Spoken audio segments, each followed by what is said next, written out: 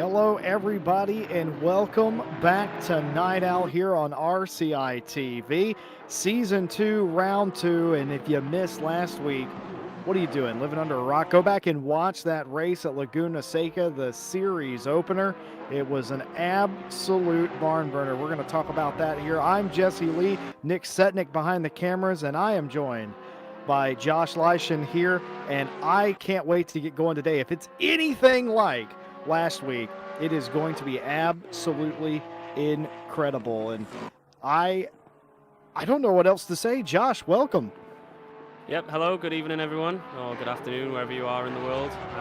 Thank you for joining us. And yeah, last week was nothing, it was just unbelievable really, wasn't it? The finish we had, obviously, I kind of don't want to spoil it, but also the grid today is going to spoil it for you. Obviously, we are running a reverse grid from that race from last week. So obviously our winner will be starting right at the back, and he is on screen at the moment. Alistair Gillies, he was pretty much flawless last week, Jesse. He didn't really put a foot wrong, and he was one of the drivers that kept it out of the gravel and stayed away from the nasty curbs at Laguna Seca. So he's got a lot of work to do today, but I wouldn't count him out. He's got the pace to fight his way back through. So let's wait and see what happens here at Monza. Well, you just said it there, Monza, and nothing bad happens in turn one at Monza. Never, ever has there ever been an incident. These are the pro drivers, of course. This is the pro split as per usual. And this championship started off with a bang, and I don't think it's going to get any less interesting today. We do have a few toys in our toy box today, it must be said. We're very happy to be able to share with you what our developers here at RCI have been working on. Some very nice live timing equipment. If you direct your attention to the chat, you'll see a URL that links to the live timing of this race. You can follow along with us and chat about the goings-ons in the race. You kind of get an insight of what we see with our broadcast tool, Josh. Yeah, so obviously you guys there will be able to keep an eye on the delta times between each of the cars, and obviously the previous laps, and I think the fastest lap is also on there. So obviously you may see something that maybe the commentators missed as well. So feel free to point something out to us in the chat as well.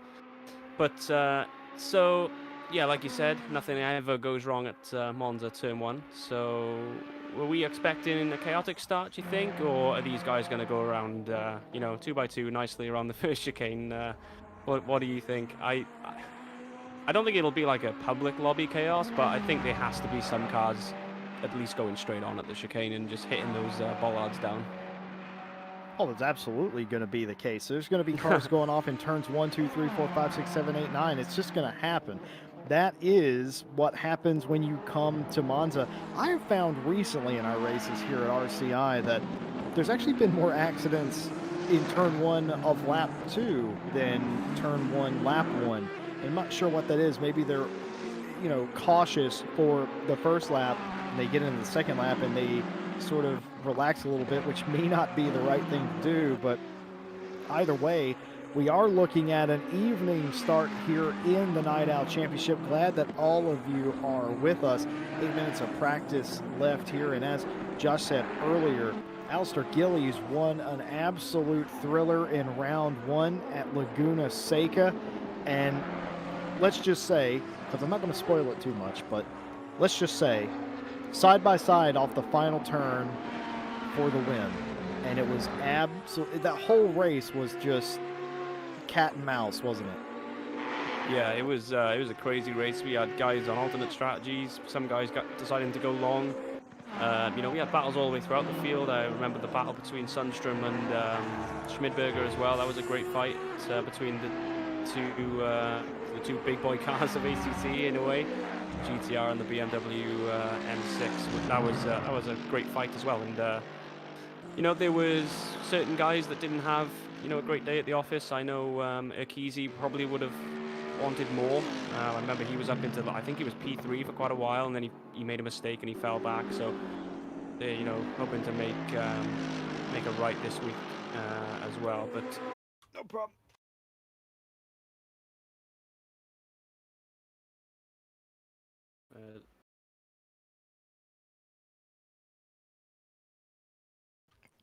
You are broadcasting now.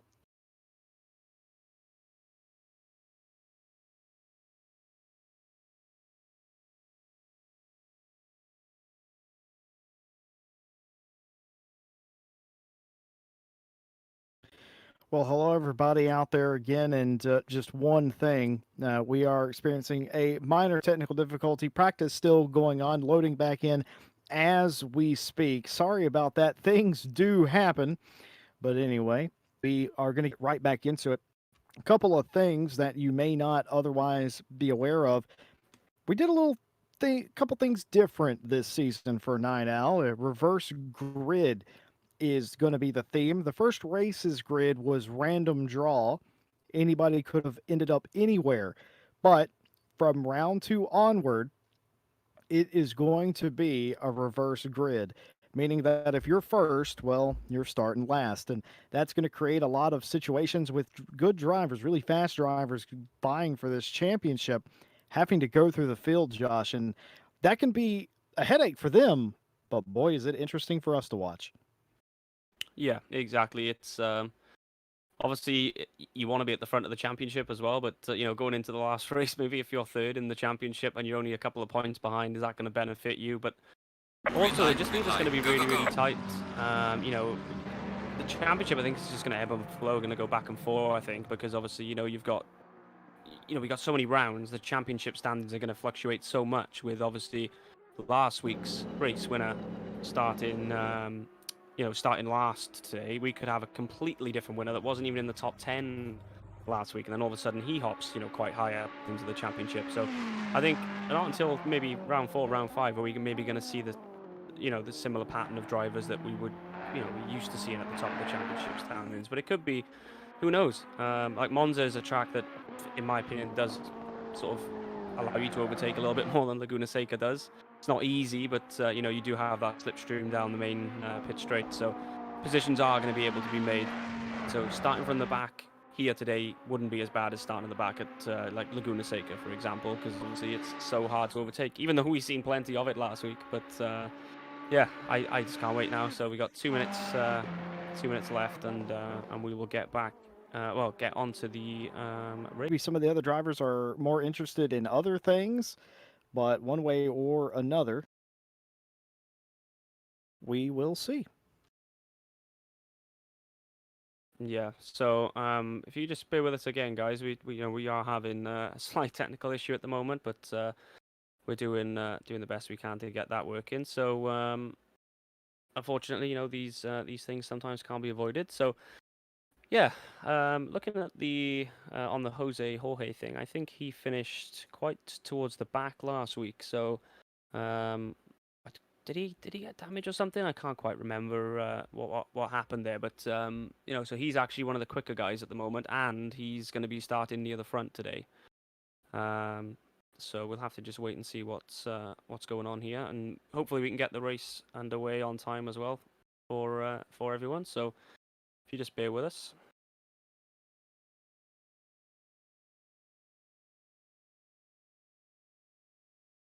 Well, you're talking about Jorge, and one thing I was incorrect about, I thought he finished inside the top 15. He didn't. He finished 28th in that first race. So if he can parlay this speed today, he is going to stand a good chance of being the guy to beat today. Of course, I think what you're going to see is Mehmet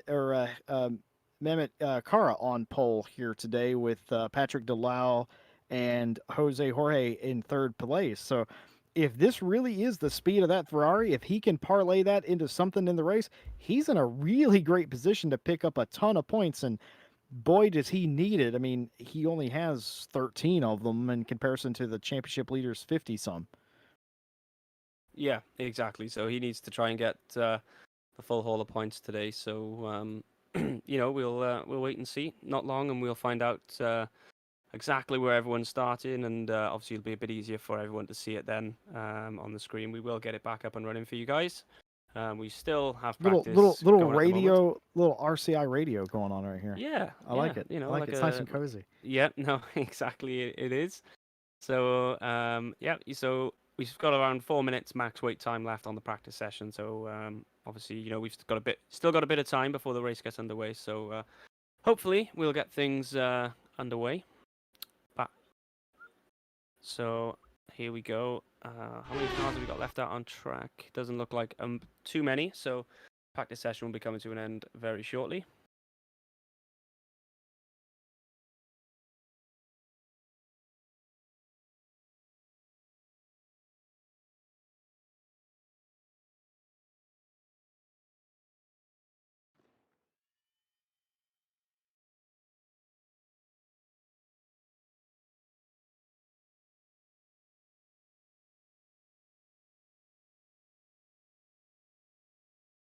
Yes, and of course you can stay up to date even when we are fighting through these little gremlins.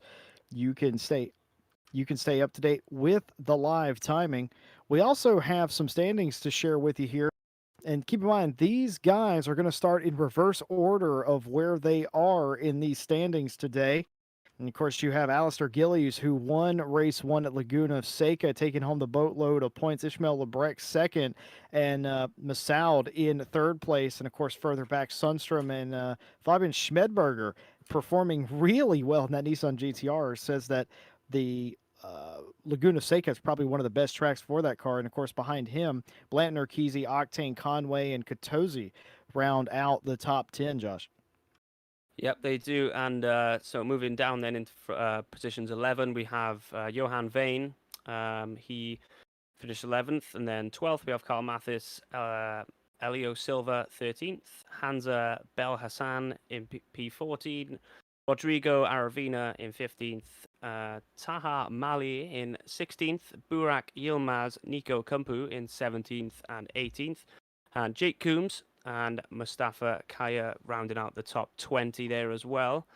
And then moving down to the sort of towards the bottom now, which potentially may be our reverse grid pole. So we have Sebastian Brunier in 21st, Atabarek Ertan in 22nd, Sam Bugden, Dino Naretjak in 24th, Ale Robles in 25th, Alex Rogers 26th, P27. We have Emre Kemal Tunsa in P27, Jose Jorge in 28th, Patrick Delo in 29th, and potentially our pole sitter Mehmet Kara here today. And I believe we did have some non-runners as well, and they are all on 0 points. So positions 31 to 37th are on 0 points.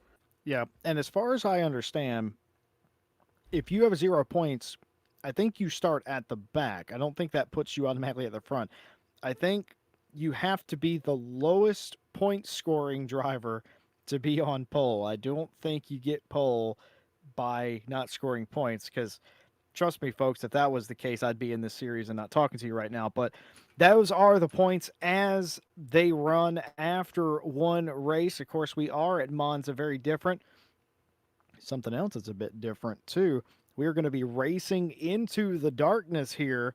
But luckily, I think there'll still be a little bit of light here in the sky, perhaps only just before this race gets started. So it's one thing to go into turn one at Monza in general, it's quite another to do it in the dark. Yeah, thankfully we're starting with a little bit of light. At least the drivers got half a chance of seeing where they need to be. But yes, come to the end of this race, I think it's pretty much going to be pitch black, as far as I'm aware. But yeah, it's going to be a great race, and it looks like the Ferraris on the grid as well have paired up. So we have Coombs and Kumpu there in 10th and 11th. And then we've got 3 Ferraris in a row, Katosi, Conway, and Octane there as well, P18, P19, and P20. So the Ferrari boys at their home Grand Prix, home race rather. And of course we got, is it just the one Lamborghini? I think it is just the one Lamborghini. Oh no, there's two Lamborghinis as well. So there's a home race for those car manufacturers. And there we go. We can see Harry Conway there on the screen in the luminous, almost blue and pink that I believe Jesse's quite a fan of. Yeah, I am indeed. One thing that we talked about in that first race that we did was how many of these cars look like they just came out of the 1980s. You and I both said that we felt like we had jackets that were all of those colors at one point. Yeah, I believe it was our broadcaster producer that actually said he had pretty Oh, much a that's tracksuit it. like that. So yeah, that was pretty cool. But yeah, so we've got a Honda and a Porsche on the front row here today. Obviously, the Honda pretty slippery in a straight line. The Porsche not so much after the latest BOP update that the guys at Kunos have done. But yeah, so just looking at the top 10, Jesse, who do you pick out of those 10? Do you think who do you think is going to have sort of have a great race? Like for me, I think Jorge needs to try and get into P1 and try and get away from him, because obviously we've seen in practice he was the quickest out of everyone by quite a margin as well. So I think he's going to be the one to watch at the start for me. Yeah, Jose Jorge, if he does not lead after the end of the first lap, I am going to be surprised. There's a lot of other drivers here that you have to be aware of, though. Mehmet Kara, not a slouch either. They're going to start on pole here. Didn't have a great race at Laguna Seca, but that doesn't matter. We're no longer there. Also, drivers deeper in the field that I'm paying attention to: Sebastian Brunier and Bellassane, all the way back in 14th. And keep in mind, our best drivers from race 1, they're all the way at the back of this train. They're down near 30th place. 31 cars in the race today, 8:05 local time. See the track temperature in the top right of the screen, 21 degrees track and ambient. So not a lot of temperature in the asphalt today. No wind to speak of. Track is optimum. No threat of rain, at least for the first 30 or so minutes of this race. Mostly cloudy though, and that has kept the temperatures a little cooler here. But one thing's for sure, you gotta get a good start here. You gotta get a good off, or perhaps even more important than that, just a clean one. Yeah, just stay out of trouble. If I was these guys, try your best to stay out of trouble. Try and get yourself around that chicane as quick as you can before somebody outbreaks themselves, because it's just inevitable here at Monza. It's so hard to get the braking right for that turn 1. Once you settle into a rhythm, it's obviously not so bad, but the first couple of laps can be quite challenging. And with the temperature and everything going to be changing, I imagine we might get a little bit cooler throughout the hour, perhaps, but we'll wait and see what goes on. But yeah, I'm going to be rooting for the Ferrari, the 778 Jose Jorge here at Monza. It's in Italy, Italian car. I'm a Ferrari fanboy, as you know, and many people know by now. So let's see if he can do it for the boys here in. Let's do it for the Tifosi. Hopefully they're social distanced out in the stands for him, but let's see if he can bring it home. So I think he's got a good chance, Jesse. Like, he's got to get past the 2 at the front, but like you say, Kara is no slouch, and that Honda is also no slouch either. But you just don't want to be starting in the middle of the pack here at Monza. You don't want to be between sort of 10th and 20th, because then you're in the full sort of carnage at the start. I like Todd Cooper in chat says that I can't say my opinions because they're biased because my friends are driving. You just heard Josh just say that he picked a Ferrari driver because we're in Italy and it is a Ferrari. Go on, Todd, get biased. I'm inclined to agree with you. I think that 778, they are going to have sort of the run of the race here in the first 30 minutes. Now, who's to say if Gillies or some of these faster guys like Sundstrom or Kesey get through the field, maybe there'll be a late challenge. That's sort of what we're hoping for, and I think it's going to be nail-biting stuff, at least for the first couple of laps, because nobody wants to be too wide here at any point. You want to be able to use all the real estate, but trouble is inevitable. 1 pit stop in the 1 hour must be completed. No driver changes, and 1 liter of fuel needs to be added. Some of you may be wondering, well, why is that even important to have a pit stop? Well, you should have watched last week's race, because it changed the complexion of everything. It's crazy to tell people you can have an identical pit stop to somebody and lose time, but indeed, that does happen a lot. So we got the Ferrari fanboys here in the booth, as you guys in chat have pointed out. I absolutely love it. We are getting ready to go green for 1 hour of racing. Night Owl Season 2, Round 2 from Monza. This is the pro split. The green lights are on, the flag has flown, and it looks like they're crawling down to the line. But I guarantee you they are not, and they are away. It's going to be a hard run down into the first turn, and it's going to be a clean start for Cara right here, but bumping and moving from sideways, and our man Jose Jorge has spun around, and there's a big pileup, massive pileup, 10 cars or more involved in the middle of the pack. Yeah, I've seen a load of cars facing the other way there. Obviously, Jose Jorge, we can see on the screen, there's another Ferrari off. It's not going well, and I think that's Massaud there as well, who's gone off, and there's been even more carnage throughout the back of the field. This is crazy. This is crazy, crazy stuff. But it is Monza after all, guys. What are you expecting? We have a McLaren there making another dive on his, looks like what to be his teammate. No! Nate made contact That's as well. Sebastian Brunier. That is Sebastian Brunier, and I think that's his teammate as well. They've made contact. That's not going to be a debrief I want to be in later on. But yeah, I believe we've had more incidents in the first 90, well, not even 90 seconds yet in this race than we did all of last week. So Monza supplying the goods as always, or the bads if you're involved, obviously. But now we've got a bit of a pack that are pulling away from the bunch now, Jesse. That is one of the more sloppy starts I think we have ever seen, and just a bit over-eager, a couple of miscalculations, and then all of a sudden you have a ton of cars that are going every which way. And that is not, for a lot of these guys, how you wanted to start the race. You got to feel for Jose Jorge, who had sort of, we thought, the best shot, but not anymore. 23rd place, and following Cara, leading the race, perhaps the smartest and the best out of everybody here, because they were able to get away and now have a 2.5-second lead on Rogers and Nerajak, who is right behind them. Of course, we're watching the fight for 6th place. Excuse me, I lost my place on the timing sheet. They're going to be side by side. Nerajak is, actually that's not Nerajak, that's Delau, in fact, that he is passing right there. And hopefully they get cleanly through this turn this time, because holy moly, that's a lot to sort of, it's a lot to think about. Yeah, but like, obviously, it's not ideal. It's not what we want to see at all. Obviously, but thankfully, we don't have a pit window in this race, so you can pit, get your damage done, and that's, you know, hopefully that's it for the race. You don't need to go in again. So hopefully, the guys that did obviously get a lot of damage there. Obviously, Hamza Belhassan was obviously one of those guys. Billy Octane is another one. So Schmidberger, yeah, the list goes on and on and on. It looks like we've got pretty much from P20 back have come into the pits, and they all seem to be in Ferraris, so that seems to be my fault. So there we go.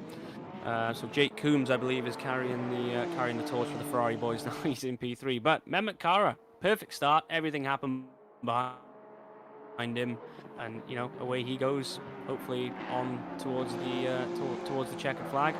I believe he did actually get a bit of contact. I think that's why Jose Jorge actually spun. I think he hit the back of the Honda and lost it there. So in the background, you can see Jake Coombs. He's having a look at Alex Rogers coming down into Parabolica, potentially. He'd be brave to pull one off there, but he's going to move to the inside. Is he going to get the run on him? It looks like he is. Alex Rogers, he's either going to try and let him pass or go for the switchback, but I think the Ferrari's got that one done.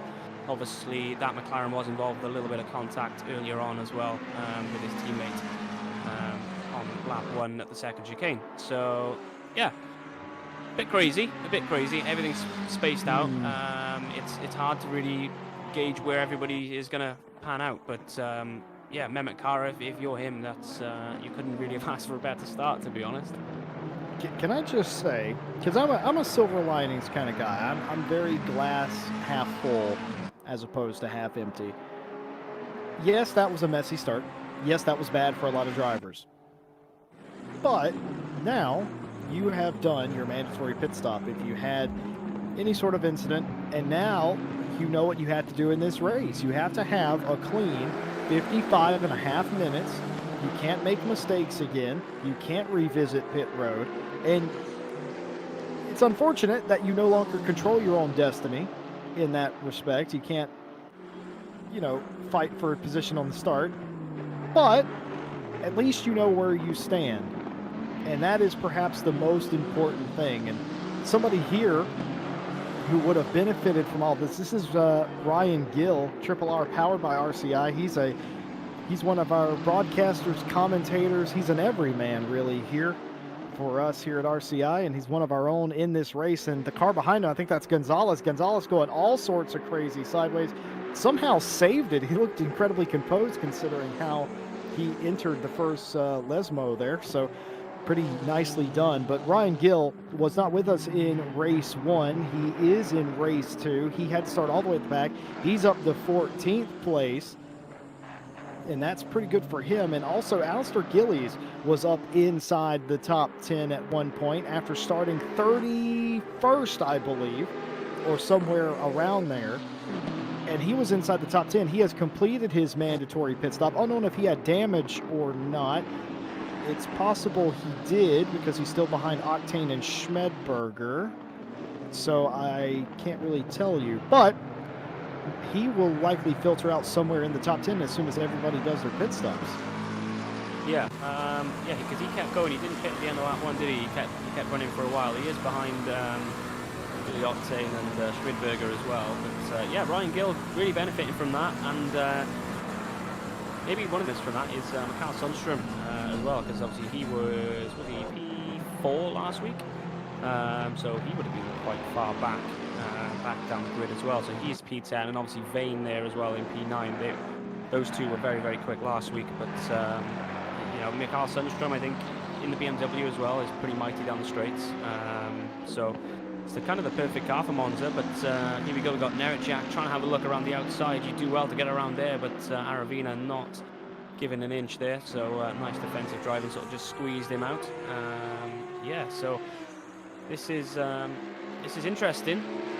I don't really know what to expect, but what I do know is Coombs has closed the gap from around 2.4 seconds at the front to around 1.1 now, so he is on the charge at the moment. Rogers falling back ever so slightly, but hopefully he can settle into a groove. He's got Delo behind him, and you can see the Porsche is just really struggling at this track. Here we go, we've got two Mercedes now, going to go side by side. I believe that's Kaya and Vane as well, so Vane going to go towards the outside, and I think that might be a little bit of team orders, or you know, a friendly very gesture. Much teamwork, yeah. Yeah, teamwork, yeah.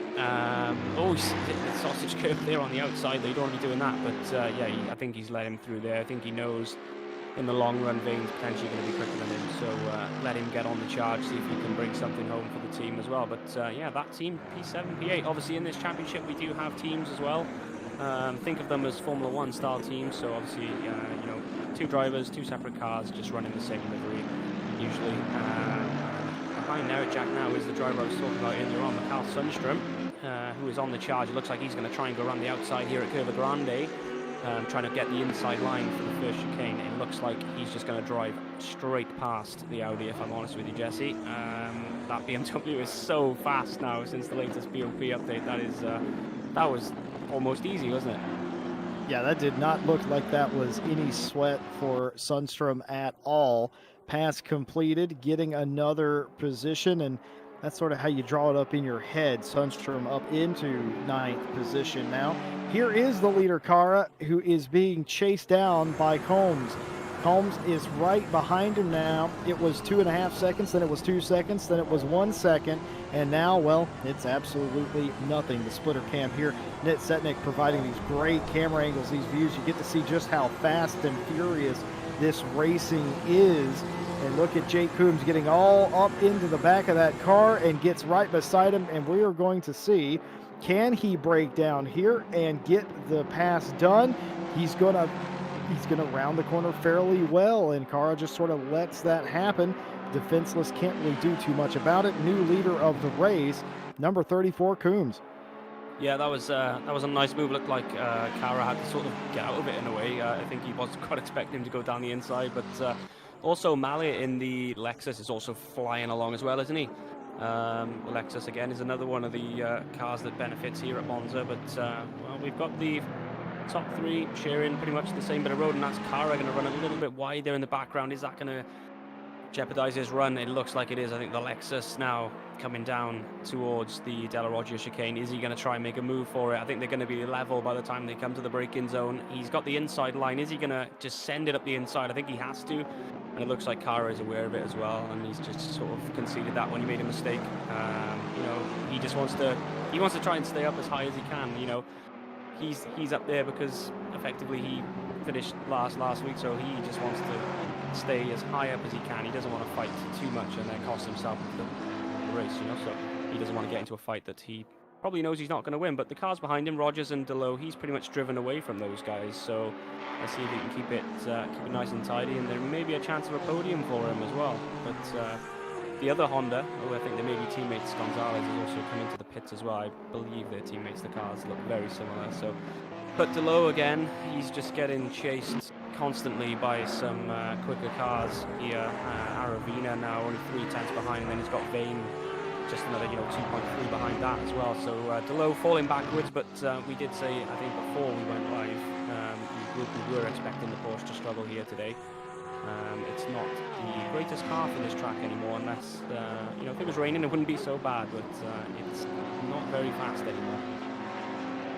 Yeah, we were talking about that BOP update and how they sort of strangled the Porsche a little bit. Still got a lot of speed, but it will not pose much of a fight for these big V8 cars rumbling down this straightaway, and of course that is the weakness.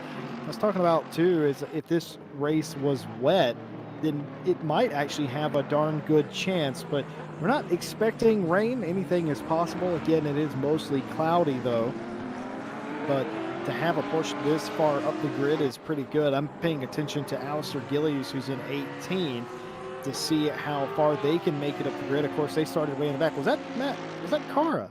Was that Cara off the road right there? No, I'm that not wasn't. sure. That must not be. It must have been another Honda. That is Gonzalez. Gonzalez. Okay, Yeah. I saw a Honda and I was a little bit afraid. Okay, that's an interesting issue. I wonder, because he got going again, I wonder if that was a hardware issue, because he sort of ground to a halt, and then of course we saw him drive away again. So, not a safe place to be, but sometimes when you have issues, you just have to correct the issue. And sort of well done, though. At least he was off the track when that occurred. But that scared me, because I thought it looked like a Honda, and Cara was the only Honda that I was aware of that was sort of up there. But there you have it. Well, it's been a messy start to the race, it must be said. A lot of drivers have had issues, continuing to have issues indeed. And it's just going to be that kind of race today, I fear, Josh. You're going to see a lot of mistakes and a lot of people that are coming from a long way behind who maybe don't have the most patience. No, but looking at the, obviously we have had a change for the lead as well. Jake Coombs has. He run a little bit wide on the second Lesmo, which left the door open for Malloy to just come through in the Lexus. But Ferrari now in the slipstream, can he sort of, correct his wrong from earlier in the lap? He might be a little bit too far back to send it. Is he going to send it? He's going to go to the inside just to try and scare him. Yeah, he's just going to try and make him run a little bit deep into the chicane, but the Lexus having none of that. Loving the onboard camera, and you can see now it is shifting towards proper nighttime now. It's going to get quite dark here very soon. But yeah, what's interesting, Jesse, pretty much it's 50-50 at the moment. Well, actually a bit more 60-40, I suppose. Almost everybody's done their mandatory pit stop, apart from pretty much 13th up to 1st. That's about it. So we just don't know where these guys are going to filter out. Did Bel Hassan pit? Did he get damaged? Did he just pit because he wanted to get his pit out of the way? We don't really know. We just have to assume they got damaged, but it's so hard to tell, with that lap on carnage. And there's an incident. Yeah, he's going to send him. Yeah, he got a bit too much. He went onto the grass there, tried to press the brakes, and they don't work as well on the grass. But I believe that's Gonzalez as well, isn't it, in the Honda? Yeah, he's got on the grass and he's just punted it. Thankfully, though, Eric Jack sort of done well to get through there without putting it in the wall the opposite side. But he's still going, which is good. He may have a little bit of rear end damage, but I'm sure he should be okay to carry on. Based on the fact that we've seen Gonzalez 3 times so far in this race in 15 minutes, and he's been sort of out of control, is it fair to assume at this point that they've missed the setup on that Honda? Yeah, I'd say so. He's not had the best of starts, has he, at all? But I think that's a lap Daston getting out of the way there for Alex Rogers. I don't think that's actually for position, but behind him might be DeLoe and Aravina there, I think, in the Audi just behind him. As you can see on the helicam there in the background, you've got the blue and white Porsche being overtaken by the number 45 Audi. Is that full position? The lap marker has done so well to stay out of the way, but DeLoe is going to have to take to the escape road. He should give that position back at least to the Audi. It looks like he is slowing down, so let's wait and see where he's going to filter himself back out, or is he just going to go behind the McLaren. Let's wait and see what he does. It looks like he's going to give that back to the Audi. Is he? No, I don't think he is, because I think he thinks, well, I'm going to lose out to the Mercedes that was nowhere near me, so I'm not doing that. So that's fair enough. He kind of was forced out there. So that'll be interesting adjudication post-race. Of course, this series does not have live stewards like many of our other series. It reverts back to the old system of report and steward post-race sort of thing. I'm sure that will come up at some point. So interesting strategy, interesting tactics there. I don't think DeLisle had to bail out of that like he did, but he chose to, perhaps for fear of self-preservation, I would imagine. Yeah, I just think he thought, well, I don't really get into this time if I can avoid it. But there we go. We have Johan Veen going past Rodrigo Aravina in the slow-motion Audi. Probably not the greatest team name for a motorsport team, but you know, we'll leave that as it is. So I think Veen at the moment, you know, he's got a very good chance of moving up towards the podium spots. He's only around about 4 seconds away from that podium spot, which is Cara at the moment. So he's got DeLisle and Alex Rogers to make his way through, and then he's on the back of the podium, the final podium place. But here we go now, Coombs. He's already got close to Malia once into turn one. He didn't have a look that time, but he's sticking with him, isn't he? I think the Lexus may just get the run out of Parabolica, so if Jake Coombs can get that right, he may have a chance into turn one. It doesn't look like he's anywhere near him through anywhere else in the lap. It just seems to be coming down the start-finish straight. So that looks like is his best opportunity, unless he could just keep the pressure on and make a mistake. But here we go, back to what we were just watching earlier on, and Veen already going to go past Patrick DeLisle. He looks like he's got the inside line. DeLisle is just, yeah, he's going to accept it. He knows that that's probably a fight he's never going to win, Jesse. So he's just going to slot back in and carry on with his race, you know, as he was. Yeah, Veen's coming to the front. It's going to be very interesting to see. And one other thing, Combs has not lost Mallet up front, so I'm wondering if maybe they still have pace up there. They may be joined by Veen at some point as well. And we look further back in the field. Here are some of the this is one of the faster cars from race 1 at Laguna Seca. This is Mikael Sundstrom. They're hanging out in 24th place. I would reckon that based on their 24th place, well, 23rd now, after that pass on Mathis, I reckon that they were involved heavily in those opening incidences. Now, wait a minute. He has let that car go back through. Now, did you see him cut the course or anything? Why would he do that? No, I don't think he did. I didn't. It didn't look like he did. He got a bit of curb on the inside of turn 1, but sure wait, did he hit a piece of that foam in the middle of the track? Would that slow him down that much? Well, it may slow him down a couple of kilometers an hour, but I don't think it would slow him down enough for you know, the Porsche to drive straight past the BMW. You know, that's probably the fastest car in a straight line versus probably the slowest one at the moment. So yeah, interesting. I don't really know, unless he felt like I don't know, maybe he felt like he impeded him or something earlier in the, I don't know. That was a strange one, but maybe he just wants to overtake him again. Who knows? But here we go. He's going to jump to his teammate now, Ryan Gill, in the sister car, the black BMW. He's running the blue accent, and that's Naret Jack. It looks like Gill has got past him, because the timing screen hasn't updated, but we can see Ryan Gill is in P8, and Naret Jack is now in P9. So there you go. There's just an example of the BMW literally just driving away from him. He's gone. Yeah, it's obscene. It is crazy how fast this car is now, but it's great to see, because he went away from ACC for a while. People just weren't using it. It was one of those cars, you know, it's just not good enough anymore. And you know, the BOP update, and it's really brought another car back into the fray, and it's nice to see a mixture of cars on track. We want to see as many as we can. And if you look from the top, we've got a Lexus, a Ferrari, a Honda, Mercedes, McLaren, Porsche, BMW, Audi, Aston Martin and a Nissan in the top 11. So we've almost got, well, what's that, 10 different manufacturers in the top 11 at the moment, and that's what we want to see. It's like we're playing Pokemon here. You throw that Lamborghini up there, and you've caught them all, I think, pretty much. Oh yeah, Lamborghini P12, yeah. That is absolutely incredible that we have that much. Then Kara falling back through the field just a little bit, giving up that position to Vane. We talked about Vane coming through the field. Kara falling back. I feel like Kara's reserved to, okay, he assumed that he would be falling through the field a bit, and he's not fighting these guys coming through too hard, being incredibly respectful with the way that he's driving his Honda. He's actually going to have a cheeky look here down into the first chicane. He's actually going to pull that off. What an excellent pass there. He absolutely stunned Vane, and I think Vane flashing the lights in frustration because now Vane has to do that pass all over again. And just as I was saying that the 444 was just sort of pedestrianly driving along, he makes a heck of a move into turn one to get the position back. I take back what I said. He is fighting. Yeah, he is. He's decided, no, pal.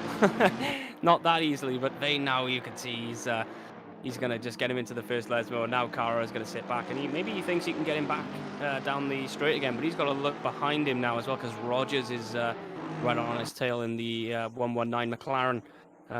Who managed to have contact with another McLaren, but keep it facing the right way, and he's really benefited from that as well. But Vane has to be a factor in this race now. You know, he's not too far. I think the leader and second place are approaching Parabolica, I think. So, yeah, he's still, you know, he's definitely a factor in this race. We know how fast Vane can be. He was one of the, I think he was actually the one thing when we were doing practice, he was the fastest guy around Laguna Seca last week, but something obviously went wrong in his race. But today he's having a great one. He's pushing on. He's had to overtake Kara twice now, but it looks like he's probably got enough gap to defend himself into turn one. But yeah, Kara just sent it last lap, didn't he? He thought, you know what, I'm just going to send it.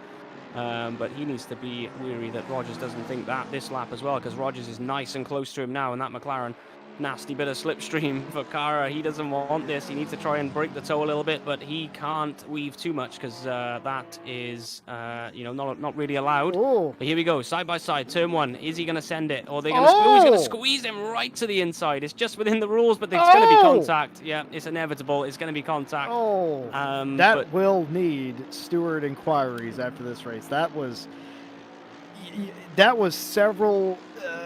several movements it was that could have been avoided. Yeah, that's just that's probably a little too much in the eyes of the stewarding group, but that is very interesting. We got several people in chat discussing Mikael Sundstrom and why he's 22nd.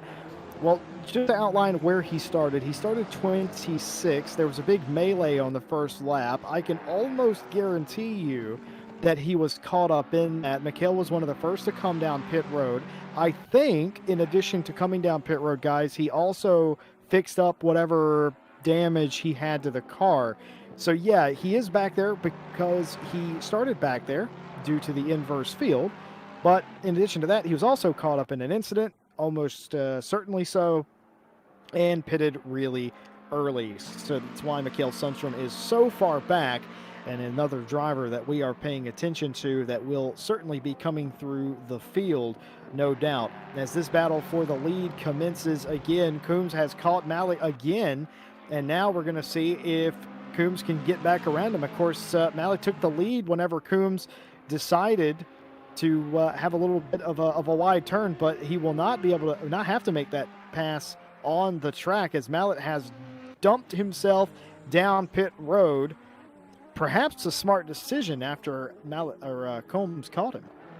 Yeah, I think there's pros and cons to what he's done there. Obviously, the pros are he can pit and avoid any unnecessary contact with Coombs. But also, the con to that is you've released now potentially the faster driver into clear air, and he can now just pump in some fast times and potentially do the overcut on you. So let's wait and see where Malia comes out. I think he's going to come out quite sort of mid-pack. But here we go. Now we've got a Lamborghini of Winningham now on the back of Jack here, coming down to turn one. Are we going to see a bit of a cleaner pass this time, what we've seen last lap between the other two guys?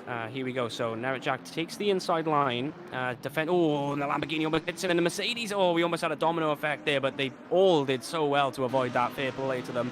But that car there, P12, is Bel Hassan, who has already pitted. So he doesn't want to end up writing himself out of the race by making contact with some cars that have already pitted. But yeah, it's slowly now we'll filter ourselves back out and we'll know what sort of race order we've got. We've only got 8 cars left to pit, Jesse, so it won't be long and we should be able to see where everybody is. But there we go, Winningham is going to get a little bit too much of that gravel, and Bel Hassan is going to go into the lead. Is he? No, he's not. He's going to get hit into the first Lesmo, and he's lost it. He's lost it big time, and that isn't great.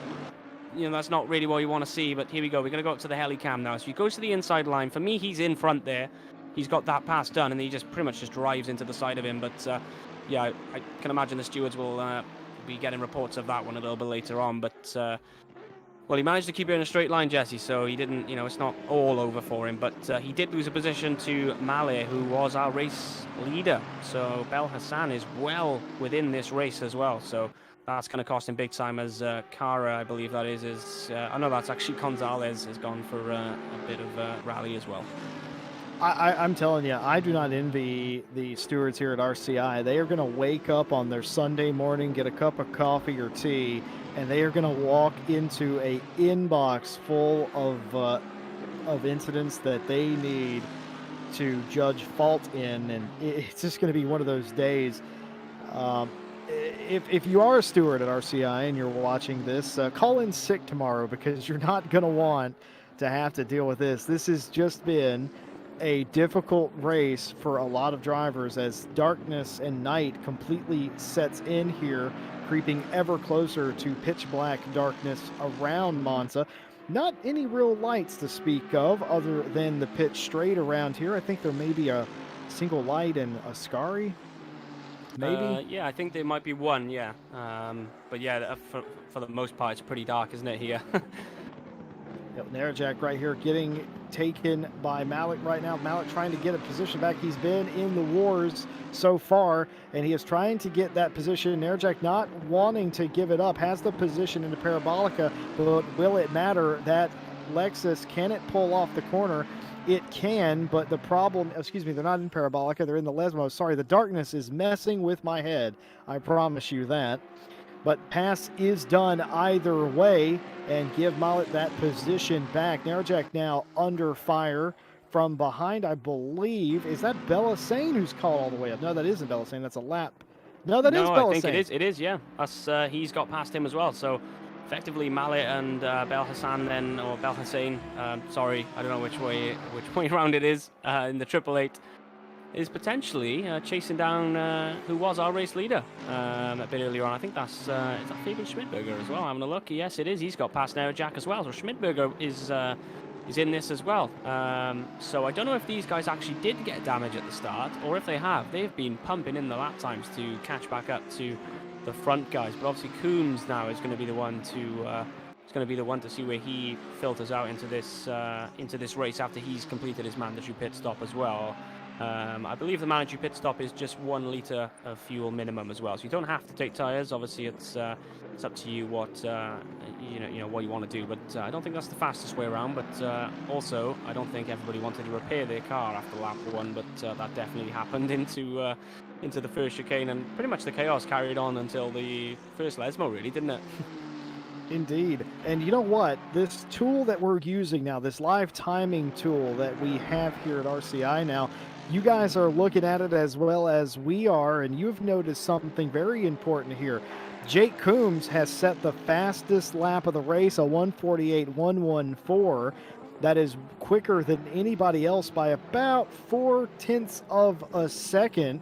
Johan Vane in second place is the only other driver that I can see in the 48s at a 48.594.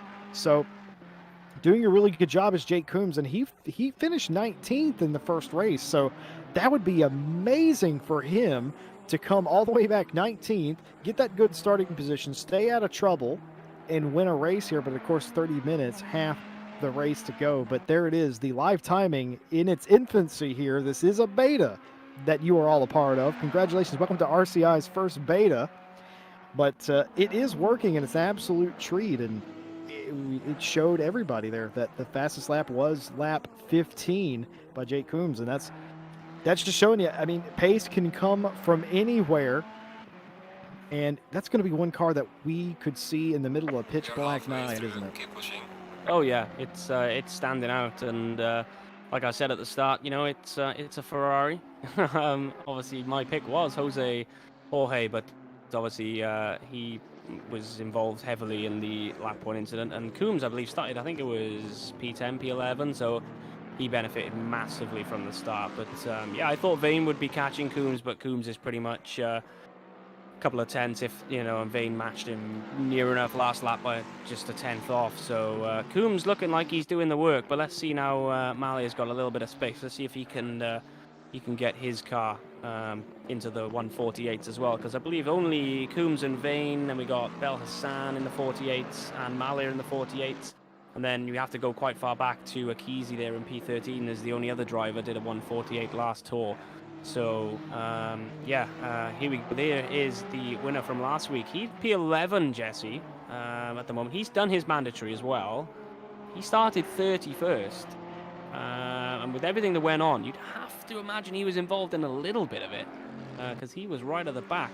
If not, it'll be like the scene in the Cars film where he just weaves through everybody and doesn't somehow make contact. But I'd like to see his replay of his start, because yeah, he must have stayed out of trouble, because if he was caught up in it, there's no way he'd be P11, I don't think. Yeah, I think Gillies was so far back that he was able just to hit the binders and sort of avoid all that. The problem is that he probably had to stop completely, or if not go down to a crawl, because there's nowhere to go. I mean, this racetrack is 3 lanes wide, but in the corner it's really only about 1.5 to 2. So I suspect Gillies just had to stop, and that's really the only way. I mean, certainly I think, Josh, we've both been through that before in races where track's blocked, can't go anywhere. You just, and luckily if you are at the back, you do have that privilege of stopping, because, well, if you're in the middle, you really don't. But I'm unsure, and I wouldn't believe that he has had any sort of damage to this point, but he is Kumpo is fighting him hard for this position. In fact, gets it into the first chicane. So position for Kumpo, taking Alistair Gillies into turn 1. I think that was just pure Ferrari grunt down the front straightaway. Yeah, it was. You can just see that the Porsche just struggles on especially the main straight. It's not so bad through this sector. Obviously, the Porsche is very, very good on the brakes as well. He's running, well, I say that, he's running a little bit deep. But yeah, the Ferrari's looking really strong. You know, we've seen it drive past a few people, but just to point out as well, Coombs is in the pits, so let's wait and see where he is going to come out into this race. I'm really interested to see. I think he's going to be in the lead, because obviously, as everybody else has seen, his lap times were a lot faster than the rival car of the number 14 Lexus. They were literally line of stern as Mallet dived into the pit as well, and Mallet's got Bel Hassan as well for company. But here is Jake Coombs in the pits, and he's finished his stop, and he is trundling down the pit exit now. Whereabouts is he going to come out? I think he's going to come out in front of Mallet by quite some margin as well. Obviously, Vane goes through to take the lead. Oh, here he comes now, Mallet. Is he? He will have the pace, though.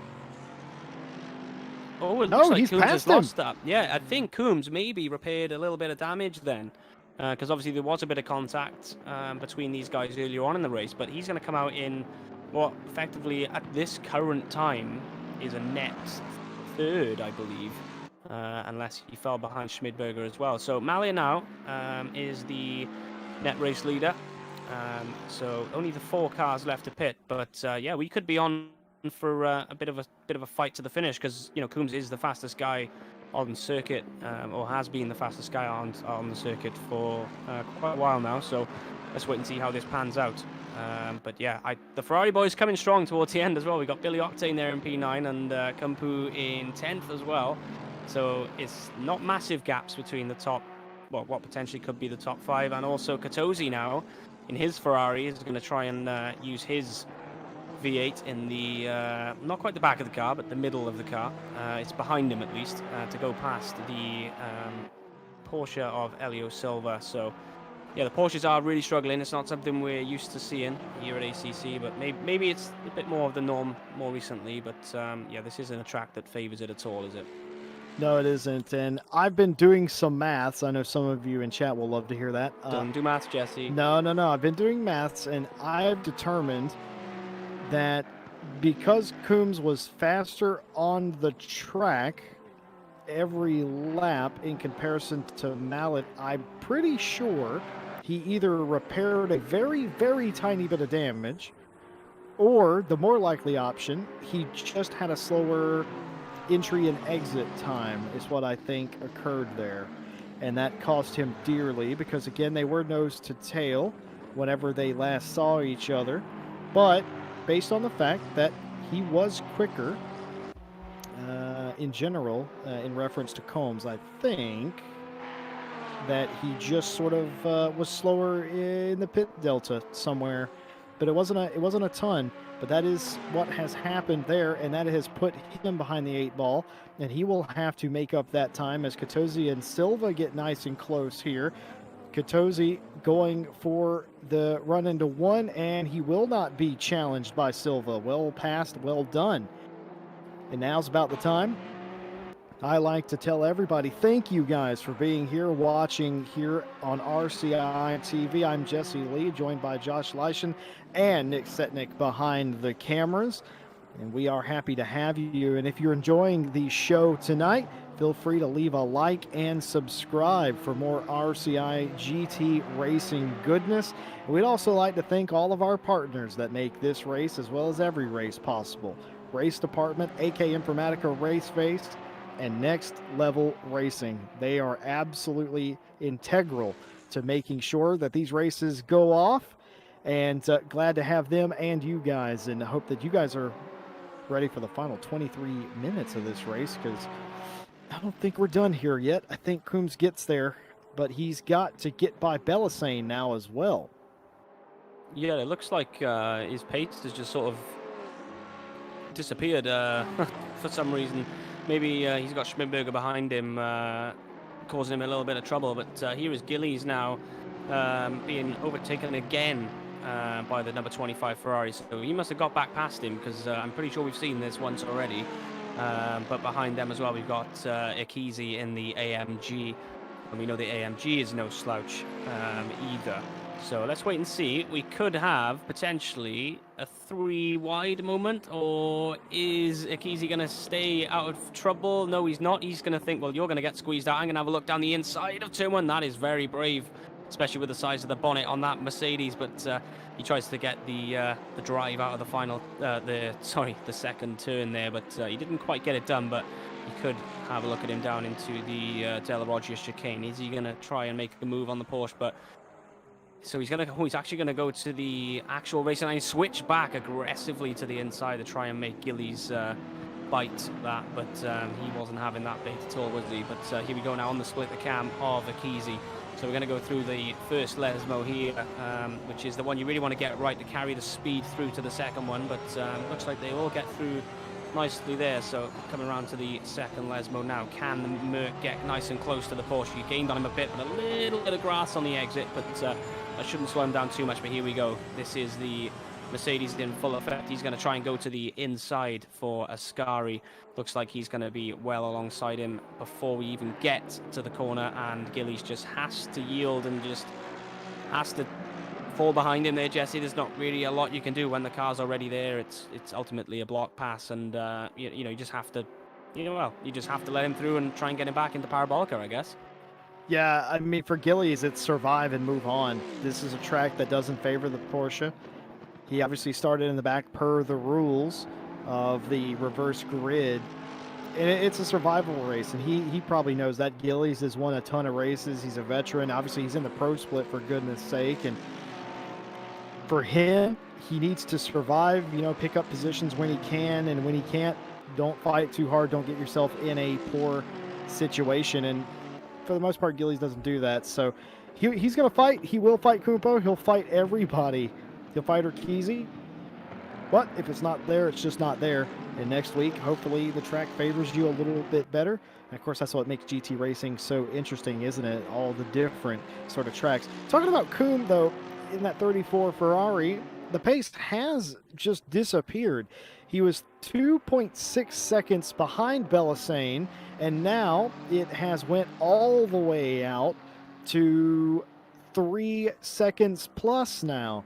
So one of two things is happening here. Belisane, who is an incredibly quick driver and an incredibly quick car, a Mercedes, has more pace than Combs does, or that pit stop did not favor the 34 Ferrari. Yeah, so I've had a look at the pit stop time. The pit stop time by Mallet in the 14 Lexus was a 48.6 second, total stop. And Combs was 56 seconds, so either he missed his box or something happened. Maybe he had a bit more damage than we first thought, but he was a lot slower in his pit stop, and that was one of the slowest pit stops, even the guys with all the damage as well. But Ryan Gill now in the Triple R powered by RCI, he's been running really, really well. Obviously, he started right at the back. I don't think he was the last car. I think he was last but one. Obviously, he missed the first round. But yeah, he's running in P3. He's stayed out of trouble, Jesse, and that's when you start at the back of the grid. If you can stay out of trouble and just keep lapping, then you've got half a chance of maybe getting the top half finish, haven't you? You know, as long as you keep it on the grey bit.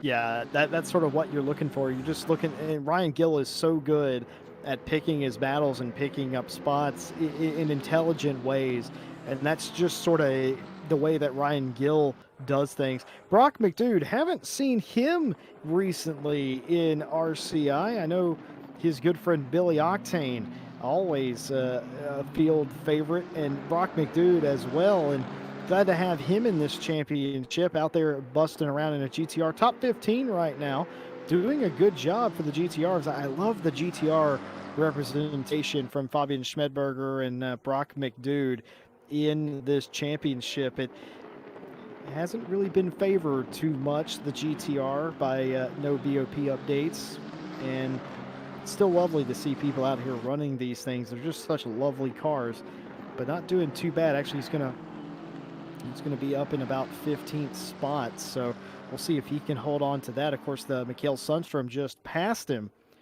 a bit ago, I think, unless I don't think Brock's closing down on Mikael Sundstrom, though stranger things have happened. But of course, Sundstrom has Silva in front of him, and this the battle for what I assume is 13th place between Cara and Silva. Yep, I believe it is, and yeah, you can see the Porsche really, really closing up there into Parabolica. I think he's actually outbraked himself a little bit, but are we going to see a Porsche on the attack at Monza? That would be a sight to see, wouldn't it? So we've got the 999 versus the 444. I don't think he's quite going to get past him down the straight, though, Jesse. I don't think the Porsche has quite got that in it. He will have to do it probably around, the middle part of the track, so Lesmos, and maybe into Ascari as well. You probably carry a bit of speed into that chicane in the Porsche. But so just the 3 cars left to pit now. So we've got Johan Vane out front, Rogers and Ryan Gill in second and third in that order as well. So Mallet is only 5.5 seconds behind Ryan Gill, so obviously we don't know where they're going to come out, but here we are. We've got Kaya now in the 760. Is he being chased by, or is that being lapped potentially? I think that's a GTR and a Nissan behind him, and a McLaren, sorry, behind him. So I don't know if that's for position, is it? Yes, it is. Sorry, my fault. It is for position. That's Brock McDude. Has he got past him then? Because I think Brock McDude was behind Sundstrom, wasn't he? So I think he's made a mistake potentially, because Sundstrom is now 14th. Kaya has fallen through the field here a bit. They were a bit higher. I'm not entirely sure what happened, but either they have fallen through the field or they passed Brock McDude. Actually, I think it was the other way. I think I'm incorrect. I think Kaya just passed Brock McDude, now that I think about it. We do apologize. The night plays tricks on you. You're used to being able to see the liveries of the cars as well as the numbers, and when you turn the lights out, commentating on a race becomes a bit harder. You have to get your flashlights on. Yeah, it is a little bit more difficult, but you know, we try our best. But yeah, so Kaya then has got McDude for company into Parabolica and Ertan as well, and it looks like he's going to run a little bit deep, and Brock McDude is like, thanks pal, I'll take that. But it looks like the Mercedes is going to come back in though, because he will get a nice run now down towards the infamous turn 1 here at Monza. Here we go, he's going to pull to the outside for this turn 1, which then eventually does become the inside, so you can pull off a block pass here as long as you don't make any contact going in. But the GTR very, very late on the brakes there. Don't quite know how he got that stop, to be honest, but nice brakes, nice control there from McDude in the GTR. Obviously it's quite a chunky car sometimes, but you know, the Mercedes isn't exactly the smallest thing on the planet either. But here they come then around Curva Grande. We've seen a couple of moves here. Usually if the car's alongside you on the inside, you just give it up, but this time Kaya's going to go to the outside, but then the McLaren of Ertan's going to go, I'm going to have a quick look, but nothing doing there just yet. So these three in a fight for P15. And that is Alistair Gillies facing the wrong way. Oh no! Massive crash! Big contact. Is that Gonzalez or is that Mehmet Kara potentially? It's definitely one of the two, but that is Alistair Gillies' race pretty much ruined. He was doing really, really well as well, wasn't he? But he's going to fall all the way back to P18 now, and that's going to be a lot of damage. I'll be interested to see which Honda that was. I can't see. Well, Kara is still 12th. It looked like the other Honda went off as well, didn't it? So we can only assume it was the other Honda NSX, but yeah, not really what you want to see. If that was contact with Gonzalez, that is not going to paint Gonzalez in a very good light there. Alistair Gillies here in the final 14 minutes of the race, caught up in an incident, winner last week, championship leader here at Night Owl Season 2, caught up in a big accident, and they are falling through the field down to 18th place. They were flirting with potentially finishing inside the top 10 today, but that is certainly not going to happen, as massive damage to the 56 Porsche has just exacerbated the problems of the Porsches around this joint today. And hard to see with just seeing it once. It's hard to really say what took place there, but it was major contact that sent both cars into a spin into the barrier. And if you're Alistair Gillies now, you are fuming under that helmet. Today has not gone your way at all. You play it safe, you try to avoid the incidents, and then, I don't know, Josh, just the incidents find you sometimes.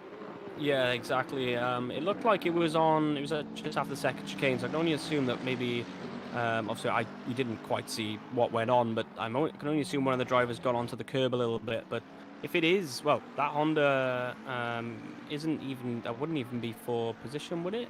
Kara and Gillies would have been pretty close on track potentially. I don't know. We didn't really, Nick just caught the contact, which was I'm thankful he caught it at all. I mean, that happened so quick. That was a weird accident considering where it was. It was on a straightaway. Like how that Honda sort of come back across the track was, they had quite the moment. But what I have noticed as well, Coombs is down in P10 now, Jesse, as well, so he's had a bit of an incident somewhere.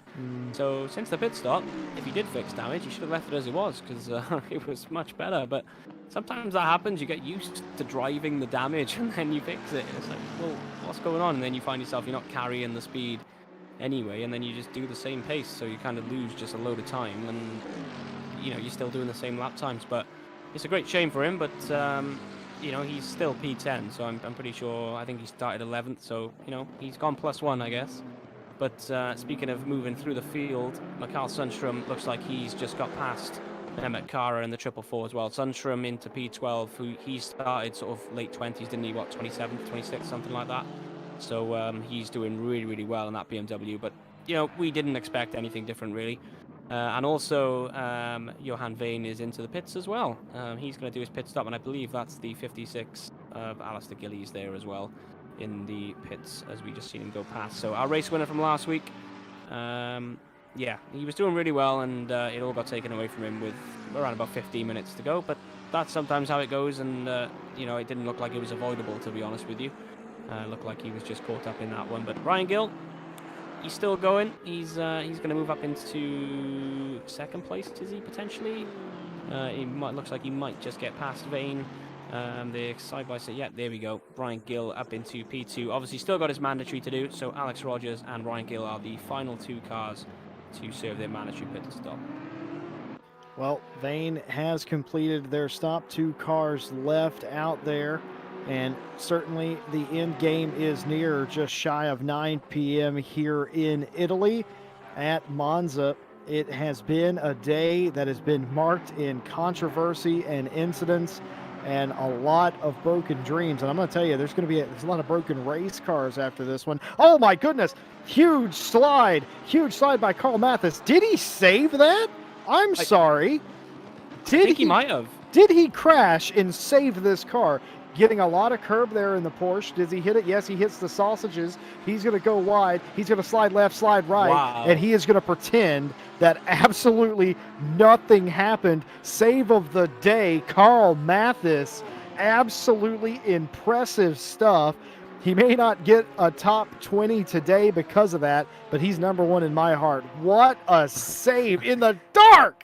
Yeah, that was, yeah, normally there, if you lose the back end coming across that inside curb coming out of Ascari, that's normally curtains. But yeah, he did really well, didn't he? Literally full-on slide. I bet he was complete opposite lock to try and keep that one going. But yeah, so Vane then is P2 now, effectively, net P2. So he managed to get in front of Bel Hassan as well. So...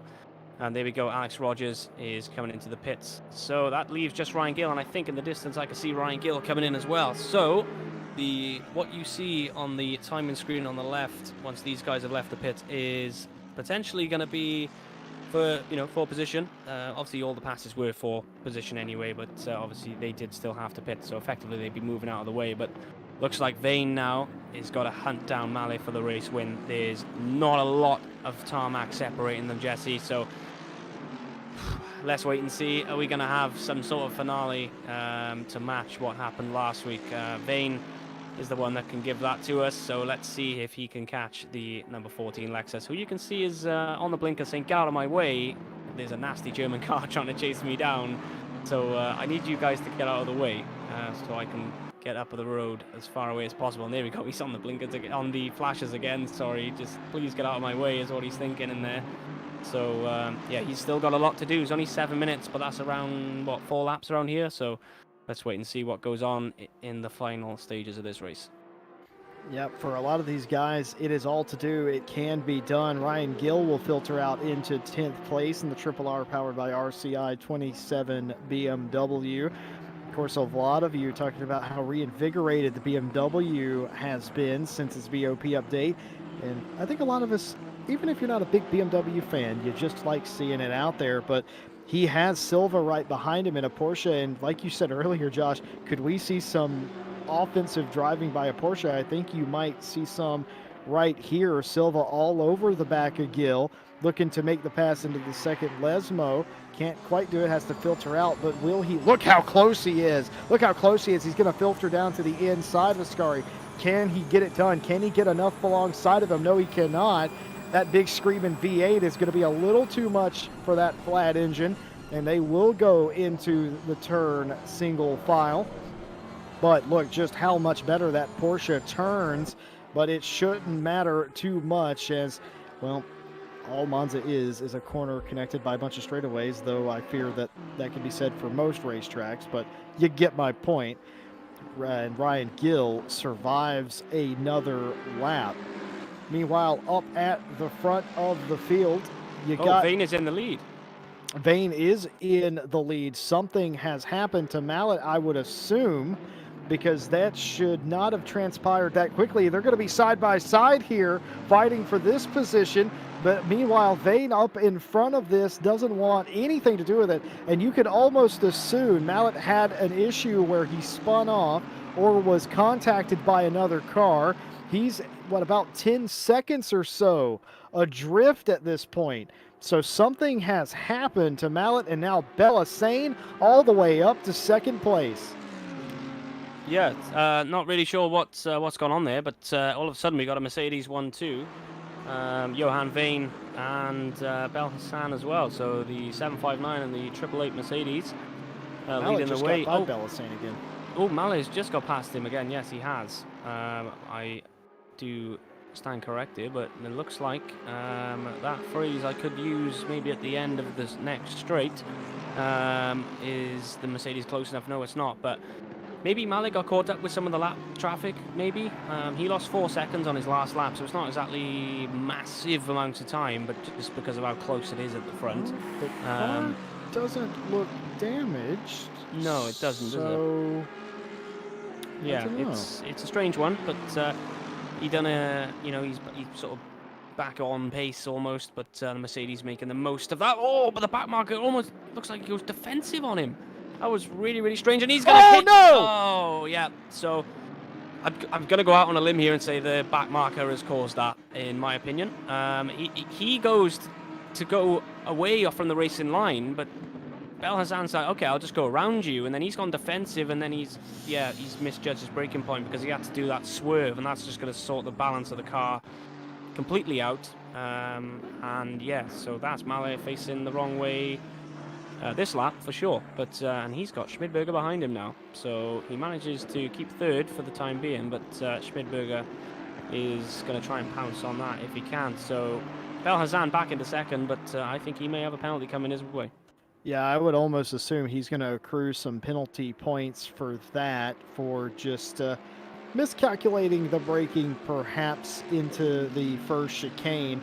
And if you are the driver of the 14 Lexus, Mallet, your day has went from good to an absolute nightmare. Somebody forgot to tell him Halloween was several weeks ago, because he is living in a spooky dream world that he doesn't want to live in right now. We can only speculate. Actually, we can more than speculate. Stewie seems to believe, Josh, that Mallet went off in Parabolica and did not brake properly, which is what caused Bellasane to catch up to him in the first place and get by him. But just when it looked like Mallet had recovered, again, gets punted in the back by Bellasane. And yeah, that lap car, that was interesting. I think that lap car's intentions were in the right place, but what do they always teach you in racing? Just stick to your line, let them get by you. So I think a little bit of confusion, and that's all it takes around here. And I think all I have to say is this race is going to finish the way it started, and that's, well, ugly. Yeah, like you say, the intention was there, but it maybe should have been done a bit earlier. But, it's one of those things. There was a number of movements or calculations there that a couple of drivers got wrong, including the Aston and obviously including the 888 Mercedes as well. At the end of the day, he still didn't quite get stopped in time. So, unfortunately, the back marker sort of sparked that one, and I think the back marker and potentially the 888 will get some penalty points for that. But I'm not a steward. I just talk about the race. But we'll wait and see the outcomes of that. But obviously we will keep you up to date in the event channels in the Discord. So it's kind of those three Ferraris, 6th, 7th, and 8th. They're not the three that lined up on the grid together, but they've somehow managed to put themselves back in line again. A bit of formation driving for the fans in the dark in the Italian Ferraris. But Schmidberger, just looking at the timing screens, only a second behind, and also on the screen now we have who was our race leader for around the first 2-3 laps. He's gonna come into the pits as well, and he's got a drive through as well for speed in the pit lane. So he's literally gonna serve that as the race finishes. So the leader, Johan Vane, has taken the white flag here. 1 lap to go at Monza for round 2 of the Night Owl Championship. He finished 11th last week, for those of you that would like to know. He didn't have a terrible day. He just sort of hung in there and got a position just outside the top 10. But for Vane today, it looks like certain victory, leading by 2.5 seconds to Bellasane. And for Mallet, it will be a day to potentially forget, a night that had so much promise.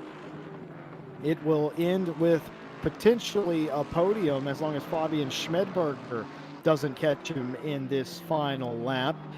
But for other drivers, it was an equal struggle. For Alistair Gillies, winner of round 1 and points leader, Mehmet Kara, who was leading this race for the first 10 minutes, he then came in and did an additional pit stop for some reason, but also picked up a drive-through that will further drop him down through the field as we see Brock McDude blow through the first chicane there, maybe in self-defense, we don't know. But, of course, he is under fire from Ertan right now, as they're going to end up at the second chicane. Ertan looking to the inside, thinks better of it, falls back into line.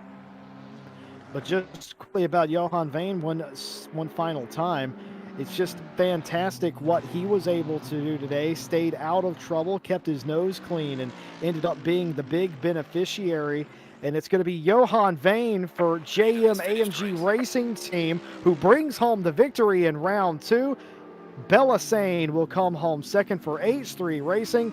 And bittersweet, it must be said, for Taha Mallet today in the 14 Lexus.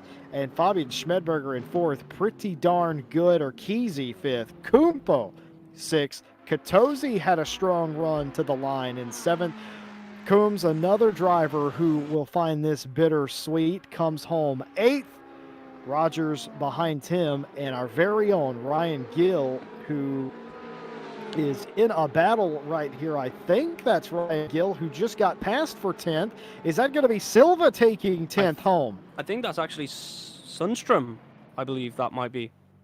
No, was that? Oh, yes, that was. Ryan Gill does come home 10th. Silva overtakes Sundstrom. Yes. Sundstrom by 0.07 of a second loses out on P11. The two BMWs could have finished, line of stern. And we got the rest of the guys coming past. Seb Brunier just finished. Kaya in the AMG as well. Jorge, who started P3, and he's down into 17th, but he recovered because he pretty much fell to the back of the grid, didn't he? So, and another thing, well, here we go. We got Rodrigo Aravina. I believe he might be one of the final cars to bring it home today. P20. Here he comes now around the Parabolica for the last time today. 9:11 p.m. in sim time. He crosses the line, and that is everybody across the line for today's race. Nidal Season 2, Round 2. But Johan Veen, he didn't really do a lot wrong, did he? He just brought it home. And but one thing that is interesting, I'm not doing maths, Jesse. This is just a guess. Oh, come on. No, I'm not doing it because I don't know how the points exactly work. But Schmidberger, I believe, may be our championship leader now because he got a P5 last week and a P4 this week.